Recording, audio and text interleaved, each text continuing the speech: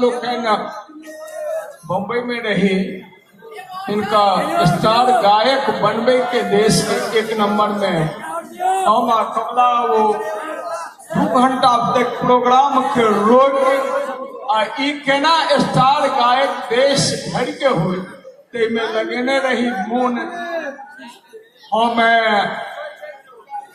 अनेक अखन से लगभग 103 टा कलाकार के गबै के और हिनका प्रति लोग के आकर्षण छन ते रुकथिन जरूर किया तो हमार सबके अभी भोरहरिया एने भ गए देव मुहूर्त तो अंत में हमरा सबके अनुष्ठान महादेव के होइ छे अनेक गीत हेते भोर, लेकिन अखन अपना मन से जीवू बाबू के मन से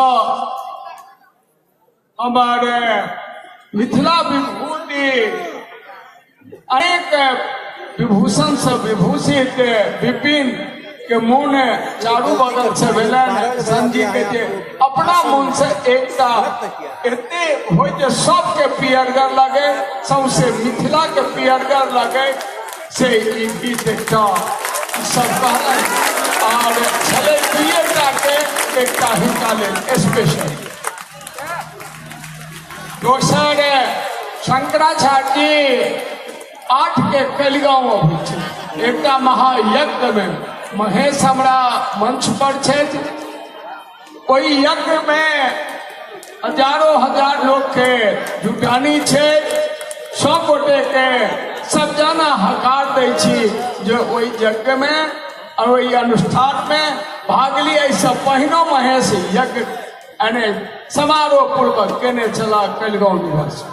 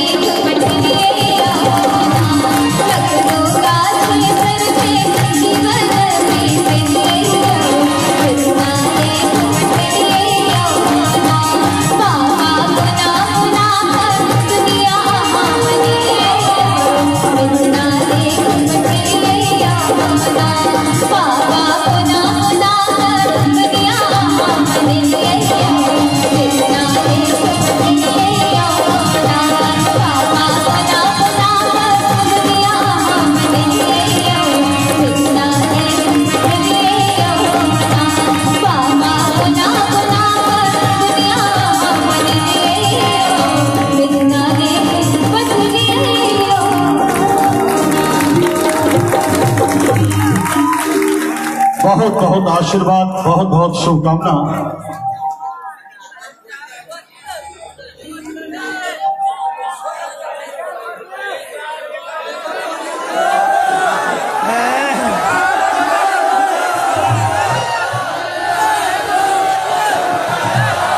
हेलो, एक सेकंड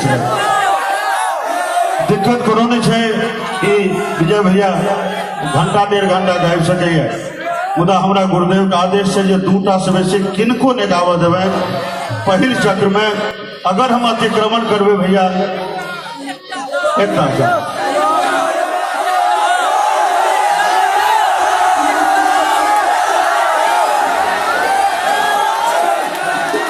अच्छा ठीक है बेटा, दो मिनट बेटा तान आलाप अपने दिखा दे जाओ।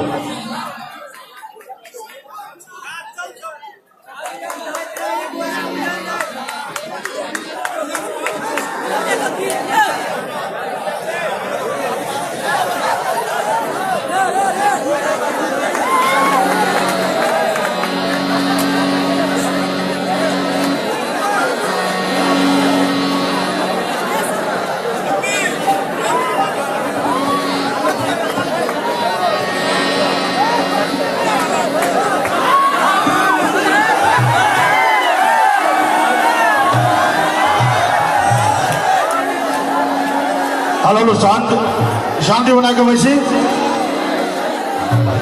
जाओ। और मैथिली ठाकुर जी के बाद हम सुश्री जूली झा के निवेदन करवा जो तैयार रहे। जूली झा के मंच पर आमंत्रित करब। अब एक मिनट के तान और आलाप के संगे मैथिली ठाकुर जी निवेदन करब केहन प्रस्तुति में तान आलाप के और मूर्छना के काज हुए। एहि दुआरे कनेक अतिक्रमण कर रहा मैथिली ठाकुर मिथिला के एहन बेटी जे राष्ट्रीय फलक पर मिथिला के मान सम्मान भले ही दिल्ली के पता किया के देने हुए उनका नाम ततेक सुंदर मैथिली ठाकुर छे। अपने अगर बैस जाए निवेदन करब ई संस्थान विद्यापति सेवा संस्थान अपने से करबार प्रार्थना कर रहा है। बहुत सुंदर सहयोग दे रहा है और आए अपने लोग सहयोग प्रतिफल जे मंच पर संपूर्ण देश में अपन अपन प्रतिभा से झंडा लहरौनिहार और लहरौनी है जे कलाकार और कलाकारा जिनका एक संग मंच पर उतार लेंगे। आओ मैत्री जी अपने से निवेदन 1 से 1.5 मिनट में अपने औकात दिखा कर हम आब एकटा लोकगीत गाबऽ जा रहल छी और ओकरा पाछा से हमरा कहै छथिन कि कोनो आलाप तान वाला गाओ तो ओकरा राग शिवरंजनी में आज जाओ कटनी में एक अंतरा सुनाबै छी।